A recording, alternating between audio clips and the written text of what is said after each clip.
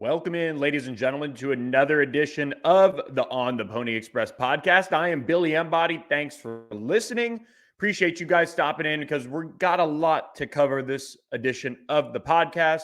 We're going to jump into Pac-12 expansion talk and just kind of reset everything as another week has gone by as we continue to wait for that decision from the Pac-12 and kind of how they're going to address their future. But we also have kind of an end of season recap of SMU basketball, what's next for the Mustangs as they start to dive into the transfer portal to rebuild this roster that loses at least 4 players based on senior night for SMU. And we'll kind of dive into some big news SMU got in basketball as well.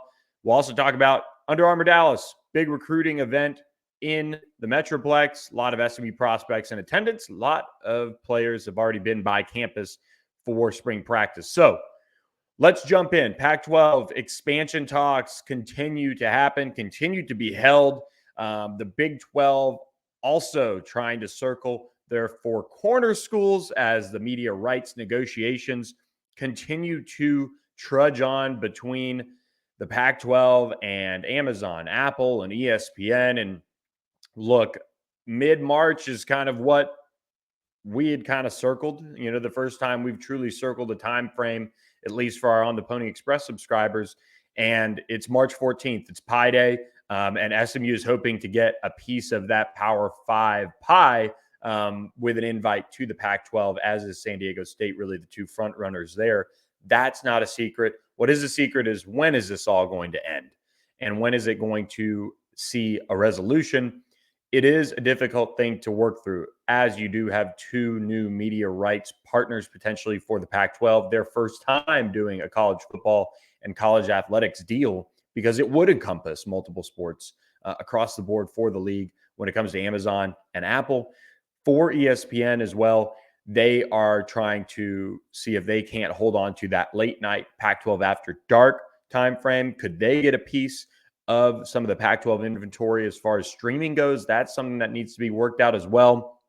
And the Pac-12 network, what happens to that with its future. One thing I picked up over the last couple weeks is that the Pac-12 network with these schools, and this is something that SMU and some of these other universities that are involved in this are kind of built for, is all the Pac-12 schools do not need any sort of, from my understanding, any sort of truck to be brought in to do broadcasts. And what I mean by that, and you see them parked outside of SMU, Ford Stadium, Moody Coliseum, for example, is they're all wired for a fiber, some sort of fiber, and I'm not big on the tech side of it, but they're all wired for the Pac-12 network to be run without having to go truck to truck to truck to school. Those things are something that I kind of feel like are involved in all of this, just kind of after having some talks with some sources. And how would that break down with Amazon and Apple? Who would get what part of the kind of equipment and setup, and how ready are they to make that happen? Obviously, these are tech giants. These are, media providers now, I would call them, with Amazon and Apple, their streaming, that are on the cutting edge of technology. And if you listened to our podcast last week with Ross Dellinger, how ready is the consumer for streaming to take center stage? And that's something that's still being worked out, how much of this deal would be streaming.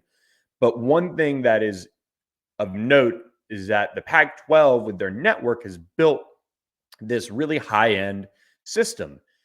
And what happens with that? How is that folded into these media providers and media partners for the league? So I do think there are parts of that are being worked out, because if this deal is struck, what does happen to the Pac-12 network? How does all of that work itself in together? Of course, they're still talking about numbers. We saw a lot of different schools meet last week, nothing really coming from those meetings. And in Colorado's case, for example, they couldn't release what they talked about, and they couldn't do a vote without a public hearing. So they talked about it behind closed doors in their special session. That was the update they got from George Kliavkoff early in the week of the Pac-12 media, or the Pac-12 tournament in Las Vegas. They held a special, um, meeting to talk about that. And now they are getting towards that next step, which is, when is this going to be finalized? That's the big thing that we're kind of watching for. And Colorado was the one that, especially, that kind of caught some headlines. They had Pac-12 on their special meeting agenda. And so that's something that we're keeping an eye on is, well, what's next? When is the next meeting going to happen? And allegedly, depending on who you talk to, the Pac-12 is in constant contact with its schools about this and giving them fairly bi-weekly updates about what's going on with this media rights deal. And during that time, you also have the Big 12 eyeing schools and staying in contact with them as well, just like SMU has stayed in contact with the ACC, Big 12, and Pac-12 throughout this process. So we sit and wait continuously for Pac-12 expansion to be finalized. What would a media rights deal look like? We continue to kind of wait more on that. But I can tell you, mid-March was a time that a lot of people kind of had circled. Will it stretch into April? That will be something to watch. And you kind of start, because it's been allegedly in the final stages for so long now, you get to these buzz points of, all right, this is the week. Last week around the Pac-12 tournament was a big week, for example. And now you get into what's next. We have the start of the NCAA tournament, March Madness. So when is the next prime opportunity for this to happen? And I don't think it's something where the Pac-12 would care necessarily anymore about timing. I think this is now pointing to a sense of, they're trying to hammer out the final details of the final stages of this, and multiple people have reported that. So whenever it does get finalized, that's going to be when they're going to, or news will break, and then a formal announcement to come at some point after that. So it is kind of a waiting game for the Pac-12 to make a decision on expansion, but SMU is waiting to get back on the football field as well, as it is spring break for the Mustangs. So we did have our special spring football special to subscribe to the site. Appreciate all you guys that jumped on board. It's been a lot of fun having some new faces on the site. We do have a lot of recruiting notes to pass along this week, as well as some early impressions from SMU football spring practice that we'll be posting as well. But a lot of recruiting notes to come. And that's because there was Under Armour Dallas this weekend. SMU has hosted prospects on campus these past 2 weeks, really, while spring football has been going on. And so I wanted to kind of run down some of my notes from Under Armour Dallas this past weekend. A really impressive group of prospects that hit Arlington Martin High School right down the road, in a sense, for me to get to. And I want to lead off with one of the guys that I felt like physically stood out in a big way. And it's somebody that SMU hasn't offered yet, but don't be surprised if they do. And it's Saxy's 2024 edge prospect, Cheta Ofili. Really impressed with the way he moved. He's got an insane, I think, measurables and everything you look for. He ran really hard, won both of his reps in one-on-one. I was really impressed with what he brought to the table. He's got a few offers under his belt already, but I could see him really lining up more offers based on his camp performance, and it would not surprise me if SMU was one of those. I did get a look at, on the other side of the ball, SMU's newest offer out, and that went to Daphne, Alabama, Bayside Academy offensive defensive lineman Graham Utter, who is an SMU legacy. His grandfather swam and dove for the Mustangs. So he was on campus visiting ahead of this camp and picked up the offer from Garen Justice and won both of his reps in one-on-ones. I think he's definitely an interior offensive lineman at the next level. A real squatty guy, big calves, big lower body. So I think he's going to be obviously one that you circle now. He really enjoyed himself at SMU. He's got a few other teams that are in contact and looking at him. And as we go through, a lot of these prospects, I think you've got to go ahead and, first of all, get yourself familiar. Watch the highlight video that I posted on our YouTube channel of the prospects that were really of SMU notes. Some flashes from those guys across the camp. I will say, 2025 wide receiver Dalen McCutcheon, out of Lucas Lovejoy. He's been to SMU a couple times now. He really impressed. He's so smooth. You can tell he's one of the top wide receivers in the country for next cycle. Is a big target for the SMU staff. He looked really good out there running around. Zach Smith out of Red Oak, a guy that he tells me he's going to get to go on an official visit to SMU. Arizona State and Baylor are poking around as well to earn an official from him as well.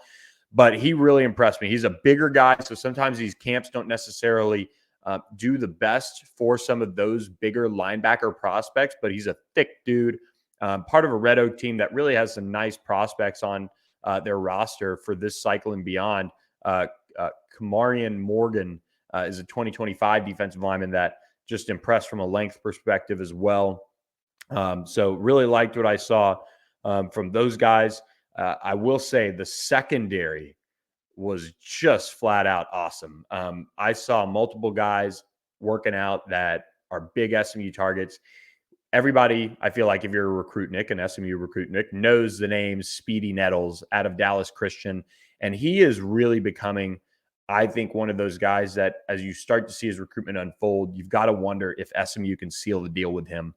I think he's somebody who's going to get to an official at SMU. He is going to go to Purdue for an official visit. They've done a really nice job recruiting him. And he is showing that I think he can play safety and corner. He's becoming a bigger corner since he kind of burst onto the scene. He moved around pretty well out there. But he's starting to really get yoked up a little bit heading into his senior season. Really impressive prospect who plays both ways for Dallas Christian. He was working out at corner over the weekend.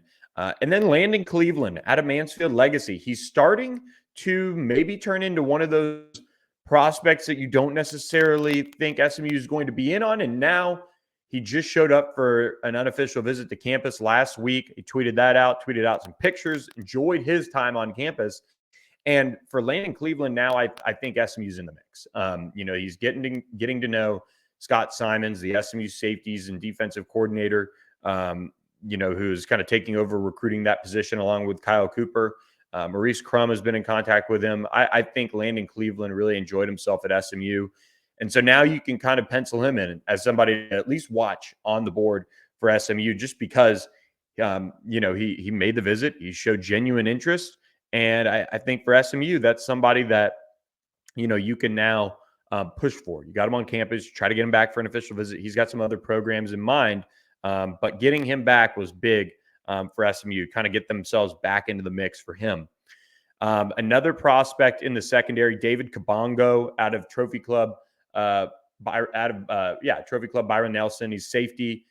Really liked what I saw from him. Definitely a free safety looking prospect. Has some nice offers to his name, as well as Chris Wakoma out of Arlington Bowie. Both guys that I think have potential to be in that 4-star range. SMU just hosted David Kabongo for a unofficial visit, and then Chris Wakoma as well. He was a part of that November crew that was on campus. Big group of top targets for SMU to keep an eye on. So the safety group is really impressive. You had Ashton Williams, also out of Byron Nelson, working out. He's, I think, turning into kind of a safety will linebacker. Very high on SMU. I think he's somebody that is going to be right there for the Mustangs here as he eventually makes a decision this summer. I like that secondary group. I just thought it was a group that was a lot of fun to watch. A lot of competitive plays on the ball from a lot of that group. And finally, I'll note that Zylan Scott, Cedar Hill 2024 defensive lineman, edge prospect, worked out on the in that group, which is a really impressive group. Played inside, played outside.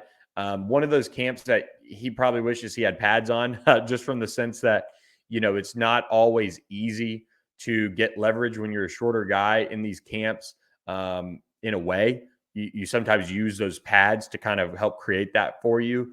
I think he had a decent day, again, playing kind of all over, but he was an unofficial visitor for SMU earlier this spring as well. Finally, on the recruiting front, a little bit of a surprise, but SMU did host Nigel Smith II, an SMU legacy. His father played in the early 2000s on the basketball team out of Melissa, Texas. Big top 100 defensive lineman overall in the country. So a really impressive prospect. He tells me SMU is now in the mix for him. but it's going to be an uphill battle. I don't think I need to, if you read the article, I don't think I need to sugarcoat that for you guys. But the full article is up on theponyexpress.com. So be sure to check that out. A lot of visitors, came through campus last couple weeks as SMU got spring ball underway. Another was Brandon Jones, who worked out in the camp as well. The South Oak Cliff state champion was one of the top guys I saw over the weekend. Really impressive, and he spoke highly of SMU as well. So keep an eye on him. We'll have a lot more notes to come on SMU of unofficial and official visitors as those start to get set for the summer. There will be a lot to get to on the football front, so be sure to subscribe to ontheponyexpress.com. Also, keep subscribing to our YouTube channel. Over 800 subscribers now. Thank you guys so much for subscribing. I will note, and for our old school subscribers to us at the prior site, we did subscriber only podcasts in the early days. If we hit 1,000 subscribers on our YouTube page, we can do those member only podcasts again. So please tell your friends. I don't care if you watch, but hit that subscribe button for me. And we can get to 1,000 and start doing those really in-depth podcasts again. So appreciate all you guys who have subscribed already. Keep spreading the word about our YouTube channel as well. Quick note before we go on to the basketball team. SMU football did set the date for its pro day. That is going to be March 22nd. Of course, Rashee Rice is going to work out after an impressive combine performance for him, that 4.5 140, as well as a really awesome over 40-inch vertical jump at the combine in Indianapolis. So another opportunity for him. I would suspect, and I haven't talked to Rashee about it, but I would suspect he doesn't run the 40. If I'm just guessing, maybe if he feels like he can touch a high 4.4 at SMU, maybe he goes ahead and runs again. But if I'm him, I'm working out, I'm running the route tree, I'm doing all of those things. So hopefully we'll see him work out, do everything, and we'll have that coverage and video for you guys on the Pony Express and on the Pony Express YouTube, of course. But he's been working his tail off, so awesome to see him do what he did at the combine. I think that really helped his stock in a big way, putting those verified numbers down for NFL scouts. So he'll be in action on March 22nd. It'll get going around 9 a.m. We'll be there for full coverage. Be sure to subscribe to the YouTube channel. We'll put out shorts and all those things for you guys to watch as these guys work out.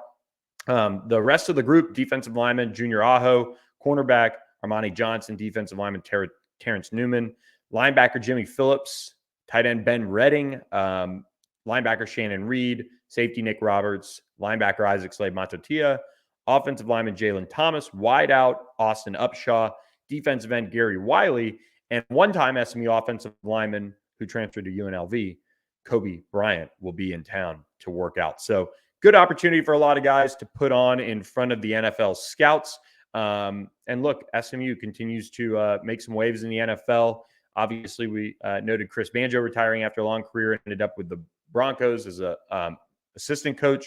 But Kelvin Beachum just signed another contract, a 2-year, I believe, $5 million deal. So shout out Beach, my one-time teammate, for his long career.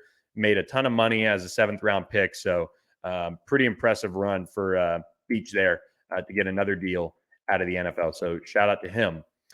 Finally, we're going to jump into some SMU basketball talk. The Mustangs did end their season last week in Fort Worth.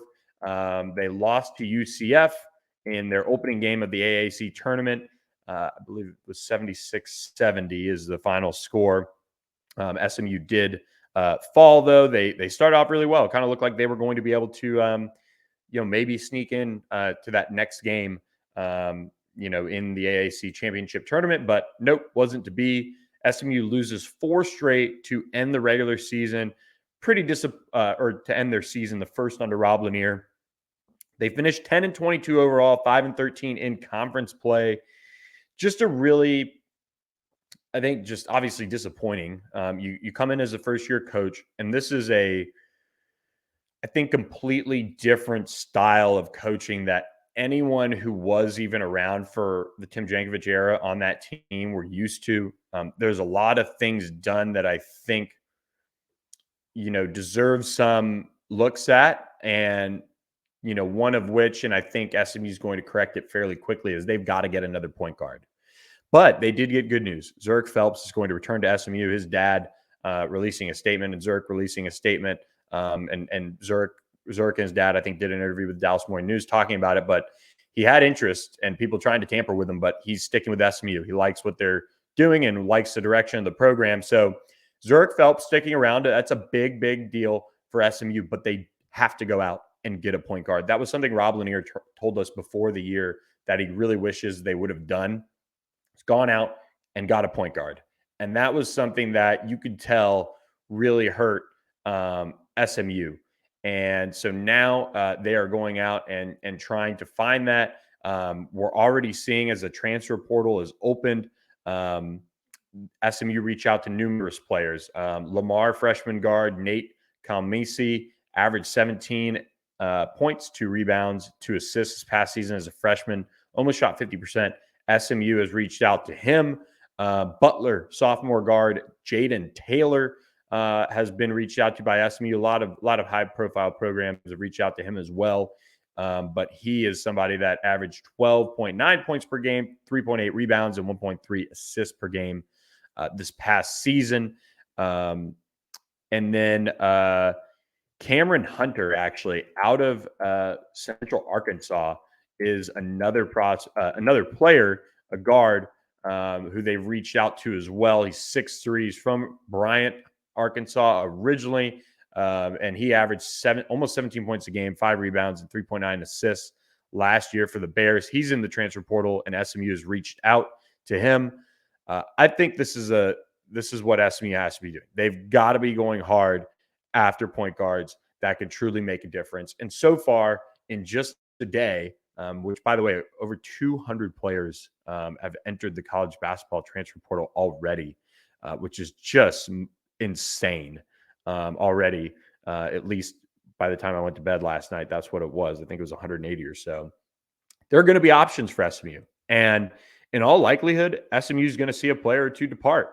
In this day and age, in this era, you look at the 4 seniors. Those are Zach Nuttall, Frank Aguane, FAODG, and Darius McBride. So those 4 are out the door and heading out to play their college basketball elsewhere in all likelihood. I would suspect Darius McBride either enters the portal or just starts working in the real world. But you do have a good core, I think, if you can get them to come back. You have Zurich Phelps. You have Jalen Smith.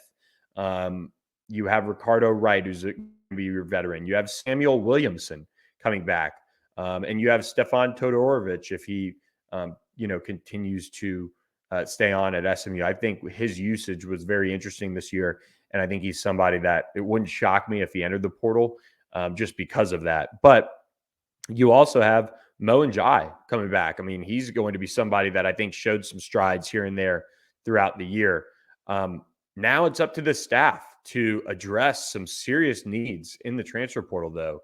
You lose FAOG, who, was up and down here and there. But at the end of the day, he was one of your better players. You've got to go out and get another big. You've got to hope Mo and Jai takes that next step forward. Keon Ambrose Hilton and Xavier Foster, 2 guys that are on their, the younger side of things for this team still that have to be relied upon to make waves and produce at a high level. The mystery of Xavier Foster is one of the things this year that, probably doesn't get enough buzz, but it's also one of those things where, when you ask Rob Lanier about it, he said he's still doing some things. He's, he hasn't played in a long time at a, consistently high, extended period of time. So we've got to see more from him, but the talent's there. He's just got to get it together off the court is what it seems like, and do the things they ask of him, because when he puts them together, and you saw it in spurts when he actually got time, he's clearly one of the most talented players out there. So it is just getting going on the transfer portal front for the basketball side of things. We are going to cover that for you guys at ontheponyexpress.com, of course, because now it is time for this coaching staff, this roster to be revamped and to be taken to the next level. We saw this team play really, really hard all season long, but there were so many things that stood in their way of winning, whether it be their awful free throw shooting. I think it's okay to say that. It's awful.